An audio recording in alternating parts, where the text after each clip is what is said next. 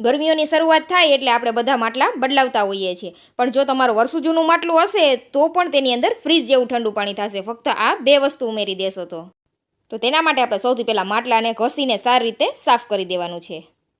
પછી તેની અંદર આપણે 1 ચમચી સિંધવ નમક ઉમેરી દેશું અને એ પાણીથી આપણે માટલાને ફરી સારી રીતે ઘસીને સાફ કરવાનું છે. આ પ્રોસેસ કરતાં માટલાને આપણે 2 થી 3 પાણીએ સારી રીતે ધોવાનું છે. સારી રીતે માટલું સાફ થઈ જાય પછી તેની અંદર ફરી આપણે અડધું માટલું પાણીનું ભરી દેવાનું છે. પછી તેની અંદર આપણે ફરીથી નમક ઉમેરી દેવાનું છે 1 ચમચી જેટલું. ફરી માટલાને ઢાંકીને 1 કલાક માટે રેસ્ટ આપી દઈશું. આપણે તેની અંદર સિંધવ નમક ઉમેરેલું છે, જે આપણો માટલાની ગરમી છે તે બધી શોષી લેશે અને આપણા માટલાની અંદર પાણી સારી રીતે ઠંડુ થશે. તો માટલાને આપણે સારી રીતે ફરી ઘસીને સાફ કરી લીધેલું છે. હવે આપણે આ રીતના કોથળો લેવાનો છે અને તેને આપણે માટલાના સાઇઝમાં કટ કરી લેશું. પછી કોઈ દોરીની મદદથી આ રીતે આપણે માટલામાં સારી રીતે તેને સેટ કરી દેશું. તૈયાર થયેલા ગોળાને ઉપર આપણે ફરીથી ઠંડુ પાણી એડ કરવાનું.